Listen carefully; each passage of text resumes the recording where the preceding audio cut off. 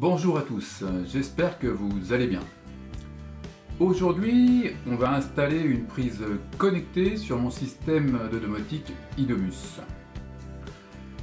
Elle va servir à piloter un petit éclairage, un néon, car ce dernier n'est pas équipé d'un interrupteur. Donc à chaque fois, il faut aller brancher et débrancher, c'est un peu relou.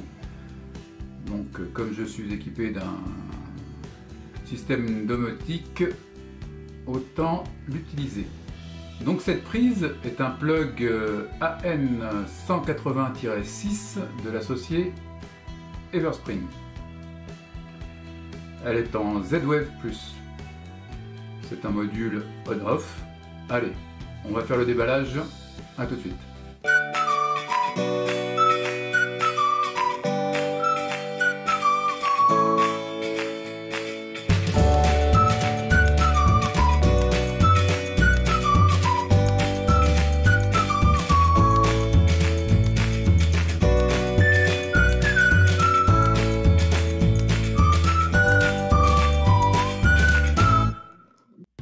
Donc la prise arrive dans un petit carton, tout simple.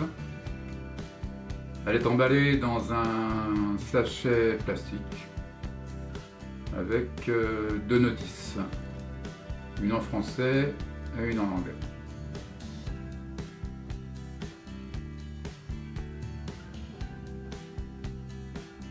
Un design assez classique pour les plugs Z-Wave. Elles se ressemblent un peu toutes, que ce soit du Fibaro, de la EOTech ou autre. Bon là la notice je regarde, mais sur en anglais c'est pas ma tasse de thé. Après c'est toujours un peu la même chose. Donc là on se retrouve sur la page d'accueil de mon système domotique. On va aller se mettre la box en inclusion. Voilà. Ajouter un périphérique Z-Wave. La box se met en attente et attend de détecter un périphérique. Donc pour ce faire, suivant les marques, c'est un peu différent. Soit on appuie 3 fois sur le petit switch d'inclusion, soit il suffit de brancher le périphérique. Donc là vous allez voir, je branche le plug et en fin de compte il est détecté immédiatement. La box le détecte et commence à créer la page de configuration. Ça prend 5 secondes. Voilà, la page est créée. On n'a plus qu'à lui donner un petit nom. Donc moi j'ai pris pour l'habitude de classer mes appareils par niveau avec une petite lettre en premier. A, B, C, D. A étant le sous-sol et jusqu'à D mes combles.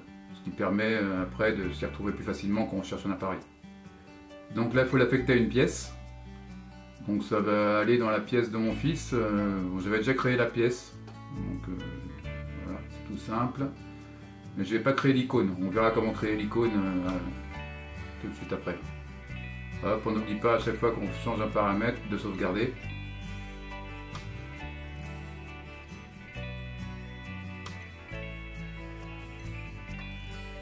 Encore, le paramètre expert. Pour ce genre de module, il n'y a pas trop intérêt à toucher les configurations de base.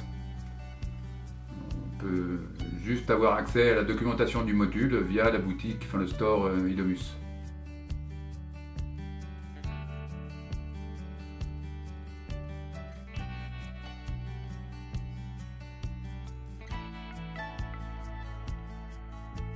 Là encore, on n'oublie pas de sauvegarder.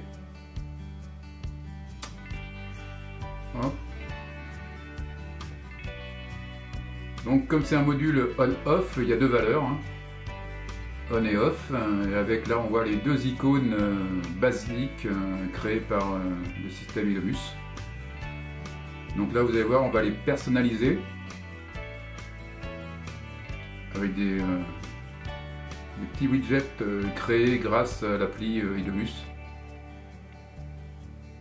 On la verra tout à l'heure. C'est un outil très pratique.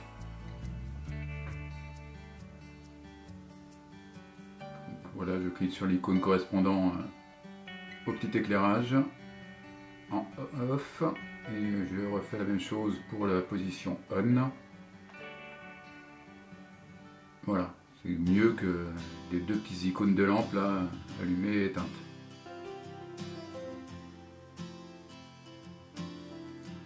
Bon, après on regarde un peu les autres onglets, les macros, les règles, paramétrage Z-Web, mais là pour l'instant pas besoin d'aller dans ce type de programmation. Donc là on retrouve l'icône de la chambre de mon fils. On va dedans et on trouve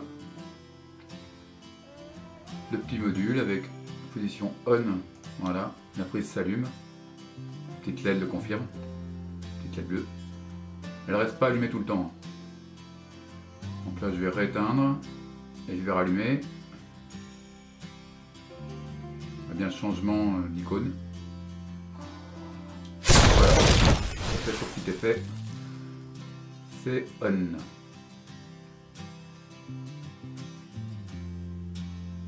Donc vous voyez, c'est très pratique, c'est très facile à paramétrer. Donc maintenant, justement qu'on a ce petit module, on va aller créer un icône, un petit widget un peu plus sympa pour la chambre de mon fils. Alors comme je vous disais, Idomus a un petit outil.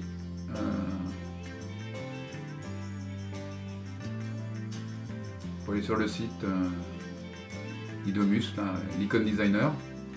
Il suffit d'aller télécharger une image en fond.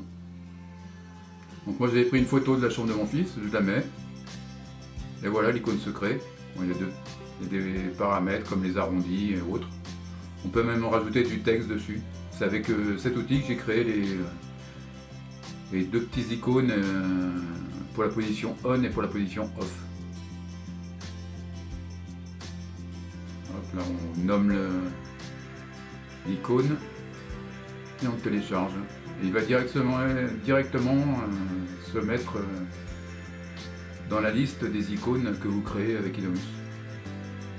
Voilà, dans l'onglet utilisateur, ça on va avoir toutes mes icônes de mon système.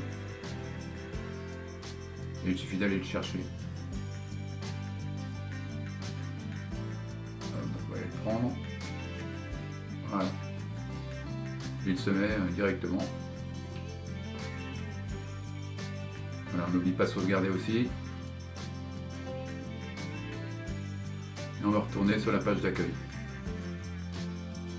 Donc là par contre on voit qu'il semble ne pas avoir été pris en compte. Je reviens sur la page pour voir s'il y a une petite latence dans le téléchargement et autres, comme on se sert du cloud. Et en fin de compte, il suffit de se déconnecter du compte et de se reconnecter pour que la mise à jour se fasse. Et voilà. Le widget est à jour.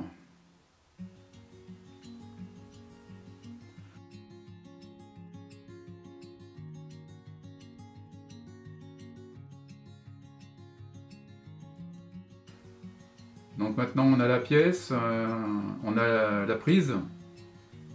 Il faut pouvoir la piloter cette prise. Donc on pourrait très bien la piloter par le logiciel. Donc à l'étage j'ai un interrupteur à 5 boutons. Pour l'instant j'en utilise que 3.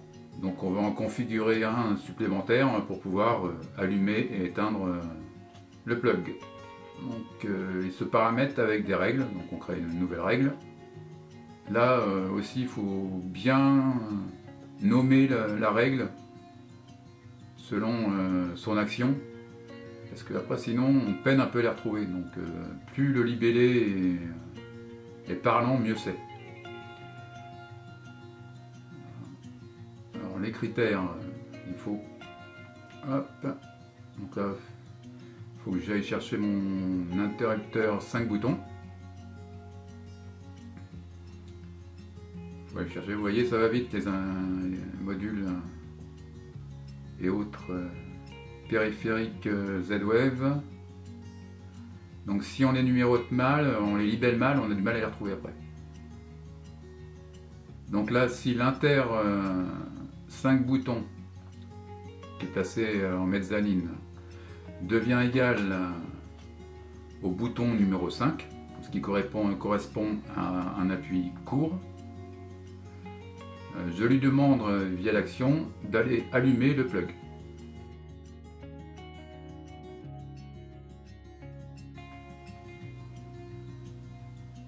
Voilà, on va faire la même chose pour la position off, configuration. On va recréer une règle pour la position off.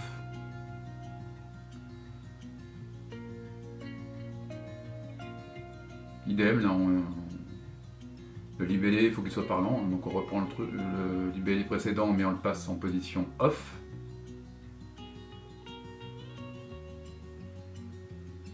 Les critères sont quasi pareils. On prend notre interrupteur 5 boutons. Et on lui demande s'il devient égal bouton 5, appui long, et bah de venir éteindre le plug. Donc on prend le plug et on le met en off. Et on sauve, toujours à chaque fois qu'on change les paramètres, toujours sauver. Donc là, on va passer, on revient sur la page d'accueil. Voilà, et on fait le test. Appui court, donc l'appui court, le widget passe en on, le fluo s'allume. L'appui long, le widget passe en off et l'éclairage aussi. Voilà, c'est aussi simple. Donc là, je vous montre un peu ma page d'accueil sur l'application Idomus sur mon smartphone. J'ai mis les deux parties d'écran côte à côte. Donc on peut faire des choses sympas. Vous voyez que pour la chaufferie et autres, enfin, j'ai commencé à refaire mes widgets avec des photos prises. C'est beaucoup plus parlant, déjà pour moi, mais aussi pour toute la famille. Vous voyez que c'est super simple, ça s'installe très rapidement. Faut pas être informaticien pour installer un module avec la box Idomus. C'est vraiment très sympa, parce qu'il y a d'autres box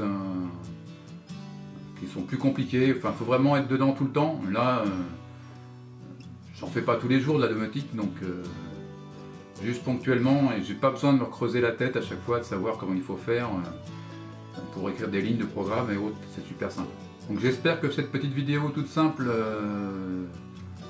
va permettre de démocratiser un peu la domotique. Vous voyez que c'est pas compliqué, on peut en faire à très petite échelle, mais ça rend vraiment, ça peut rendre vraiment beaucoup de services, comme l'éclairage de mon garage dès que la porte s'ouvre et l'extinction du garage lorsque la porte se ferme. Je vous mets un lien juste au-dessus, je crois, là, ou là, je sais plus, du paramétrage que j'ai fait. Maintenant, l'éclairage du garage avec la voiture et autres, on s'en occupe plus, quoi. C'est géré automatiquement et l'éclairage reste plus allumé toute la journée comme il restait avant, quoi. Donc c'est super sympa, quoi. Allez, à la prochaine, salut.